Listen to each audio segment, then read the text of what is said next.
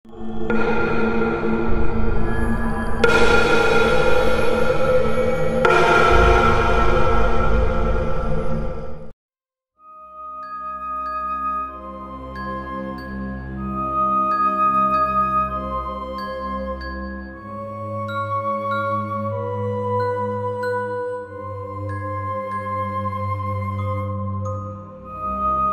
mistis kali ini dialami oleh Mbak Santi dari Klaten. Kali ini, Mbak Santi ingin membagikan pengalamannya saat dia menjadi perawat di Jakarta. Sejak kecil, Mbak Santi sendiri sudah memiliki keinginan untuk menjadi perawat seperti budenya. Baginya, sosok budenya yang perawat itu sangat-sangat luar biasa, karena sudah membantu banyak orang, khususnya pihak keluarga. Budenya ini adalah kakak tertua dari bapaknya, anak perempuan satu-satunya dari 7 bersaudara. Bude Mbak Santi saat itu bekerja di sebuah rumah sakit di Jakarta Barat.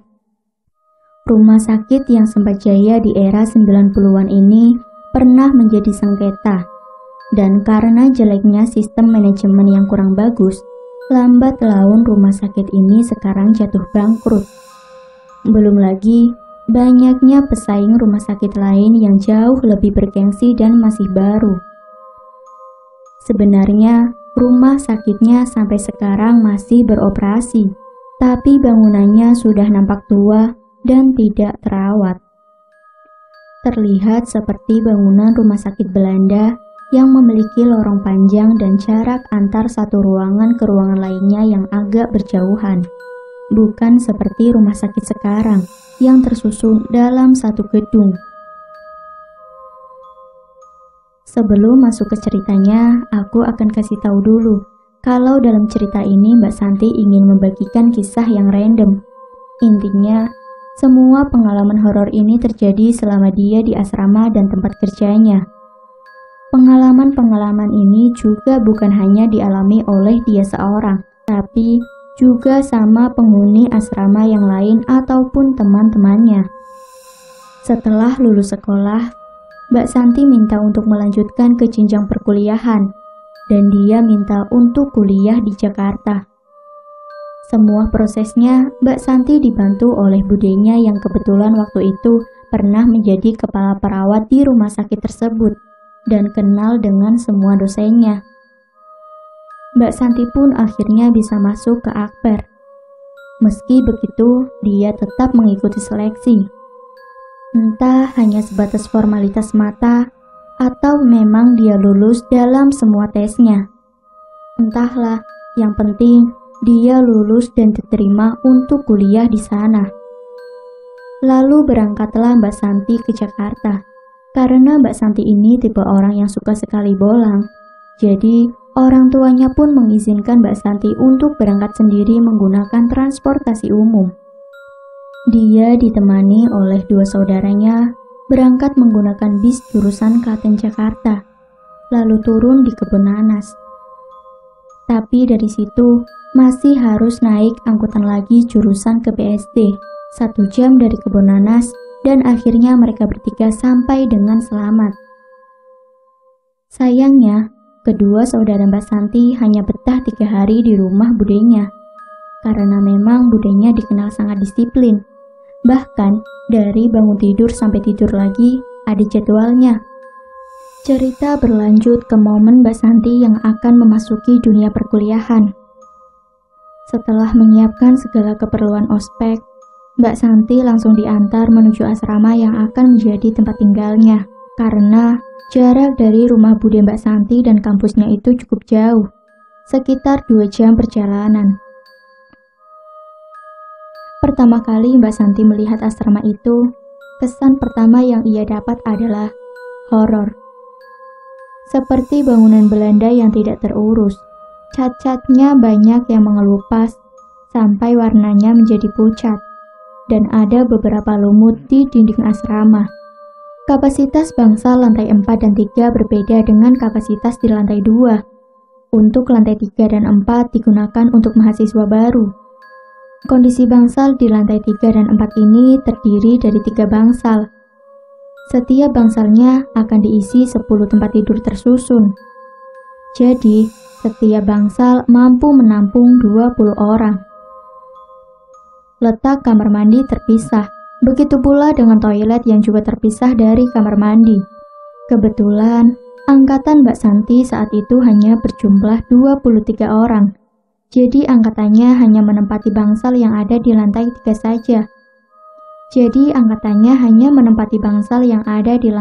saja. Dan lantai 4-nya kosong. Tidak ada yang menempati sama sekali. Awal-awal Mbak Santi kuliah, masih belum terjadi kejadian yang aneh-aneh. Dia ospek seperti sewajarnya, dan menjadi mahasiswa baru seperti biasa. Kuliahnya setiap hari Senin sampai Sabtu. Biasanya, setiap hari Sabtu dan Minggu, para mahasiswa yang lain akan pulang ke rumah masing-masing. Namun tidak dengan Mbak Santi. Karena rumah budenya yang di BSD saat itu ditempati keluarga jauhnya yang sudah berkeluarga. Sedangkan budenya sudah pensiun sebagai seorang perawat. Lalu saat itu bekerja sebagai ibu asrama di salah satu rumah sakit yang di Tangerang. Maka dari itu, Mbak Santi sampai sering tidur sendiri di lantai 3 ketika kondisi asrama sedang sepi. Paling juga dia ditemani oleh ibu asrama ataupun kakak tingkatnya yang sengaja nggak pulang.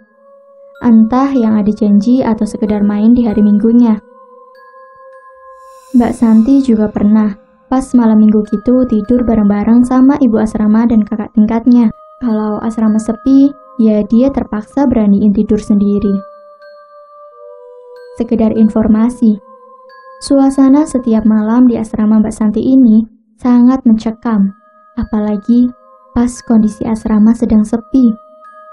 Paling juga setiap malam, dia menyalakan tape recorder yang dia pinjam dari temannya dan diputar tanpa henti sampai pagi. Alhamdulillahnya, setiap Mbak Santi tidur sendiri di asrama, dirinya sama sekali tidak diganggu.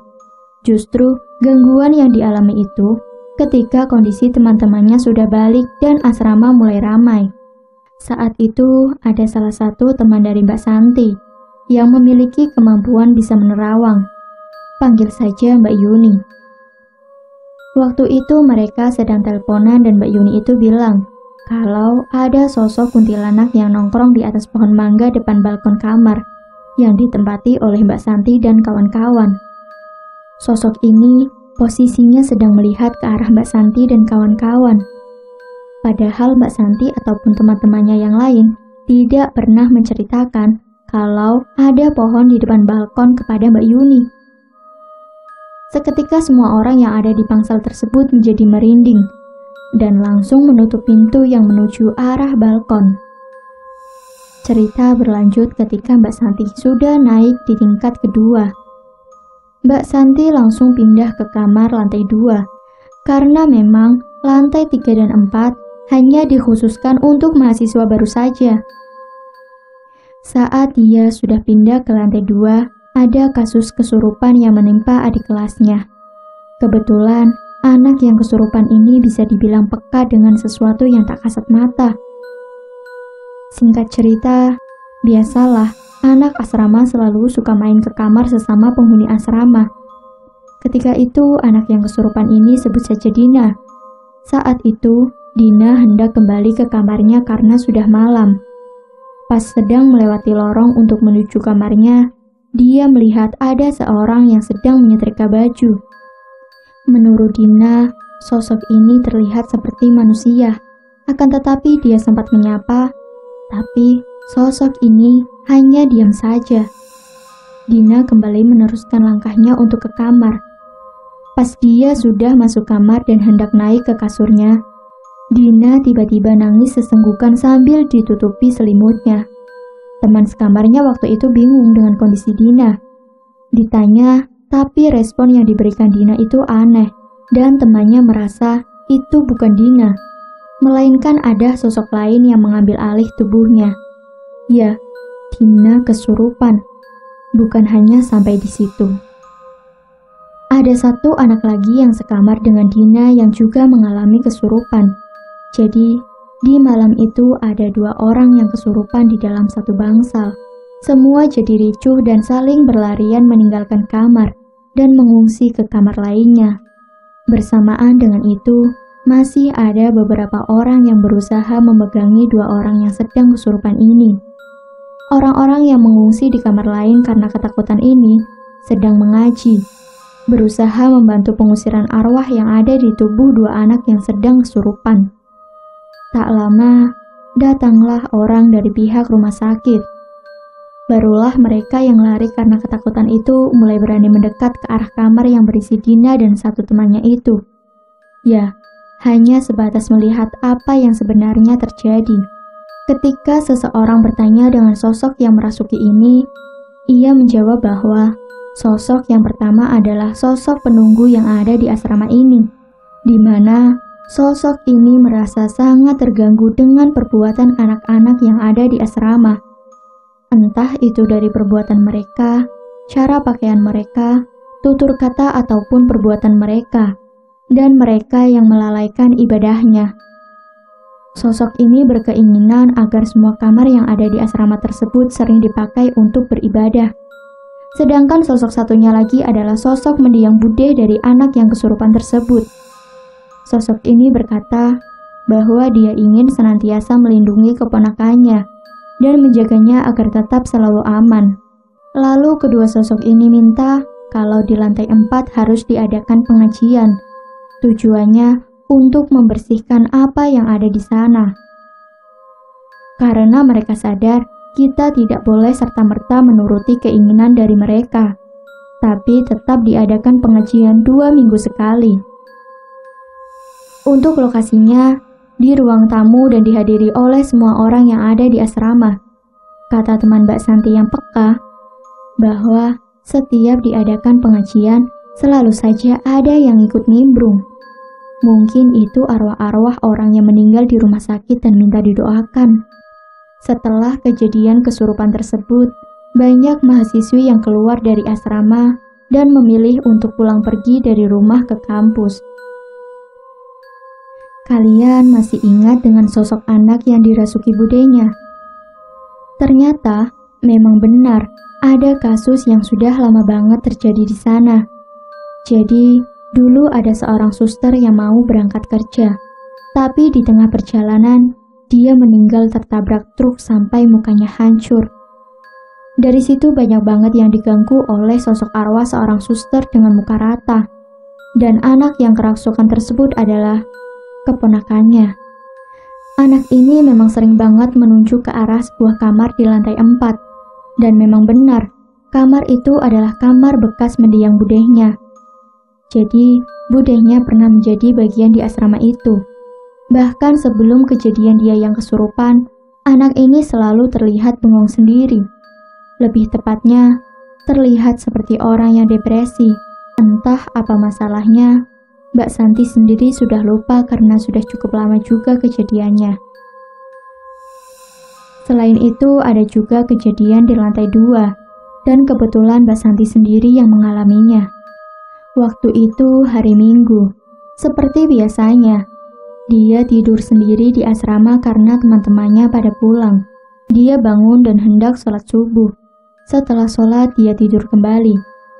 Seperti yang kalian tahu, orang kalau tidur habis sholat subuh itu gimana sih?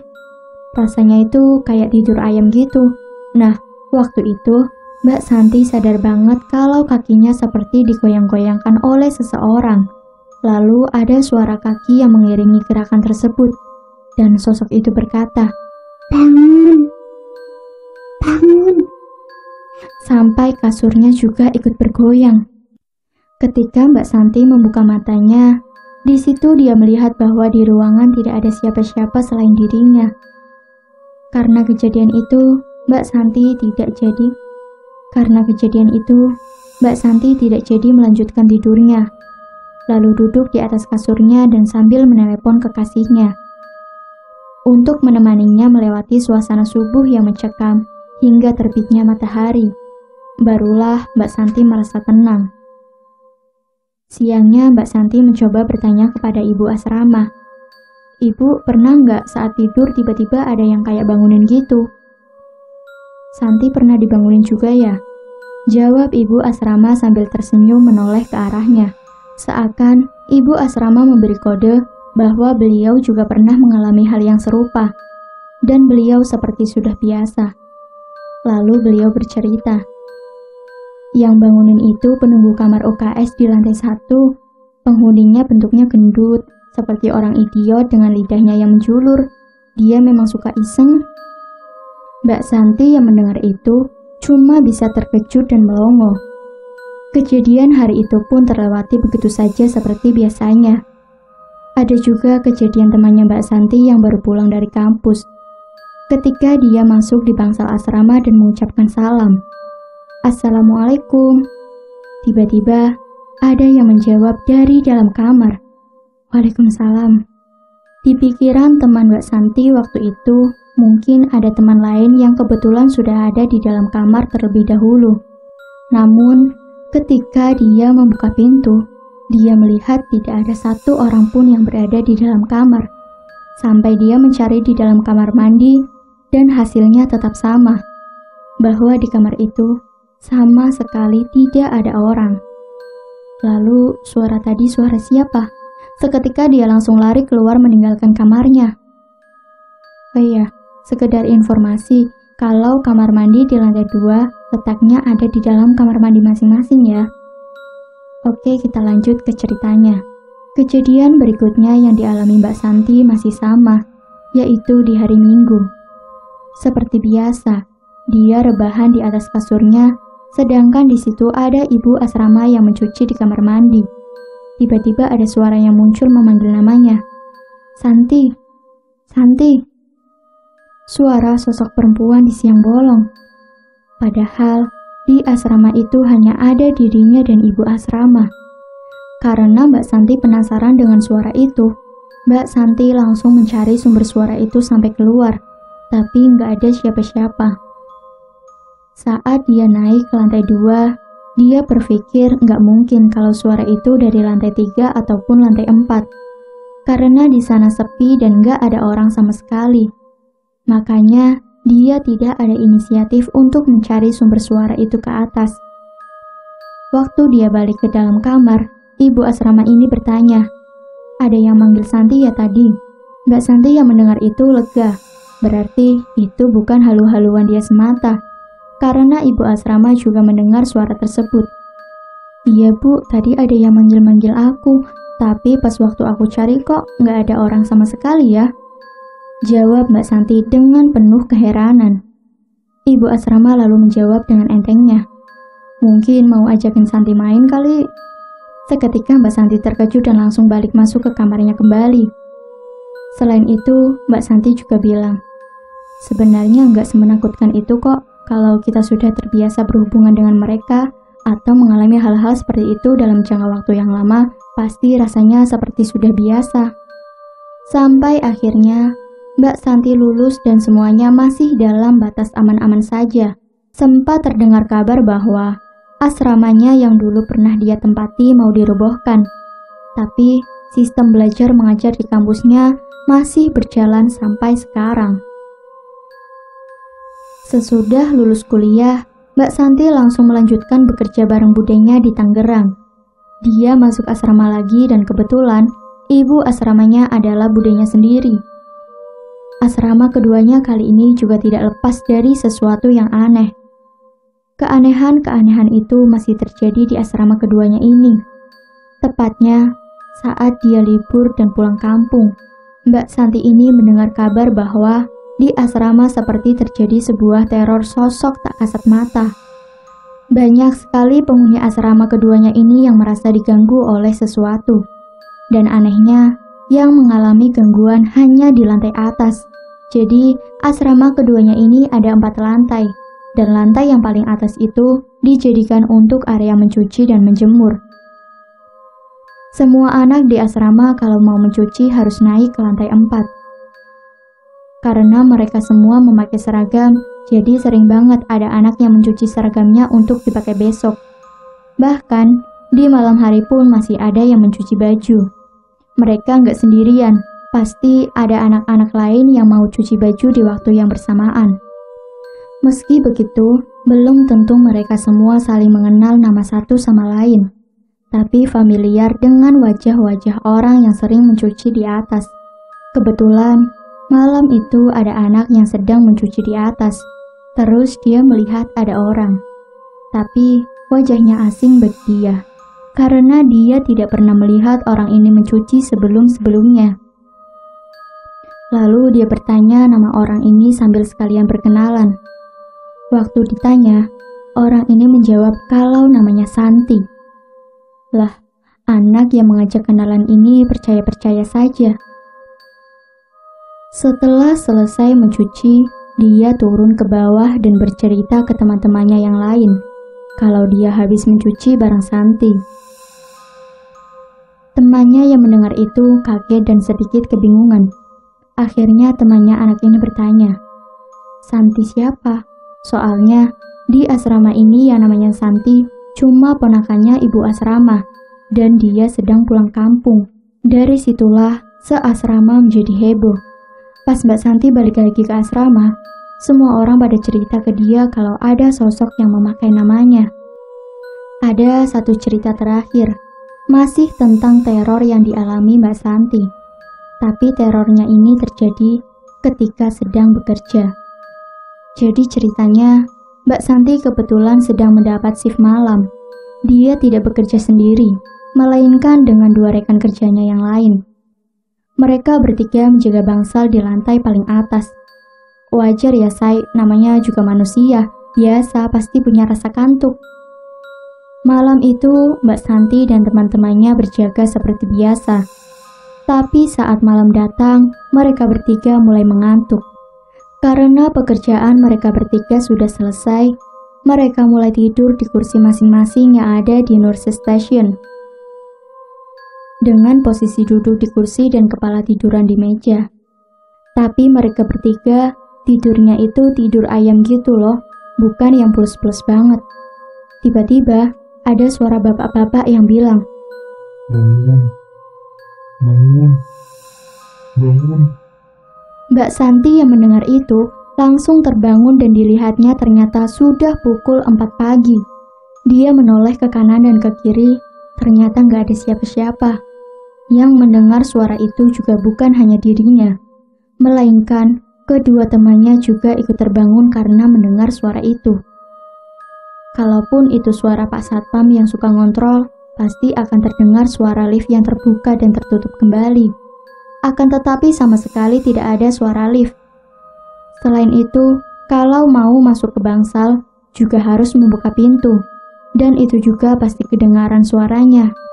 Akan tetapi, saat itu sama sekali tidak terdengar suara apa-apa selain suara bapak-bapak yang menyuruhnya bangun tadi. Wallahu a'lam.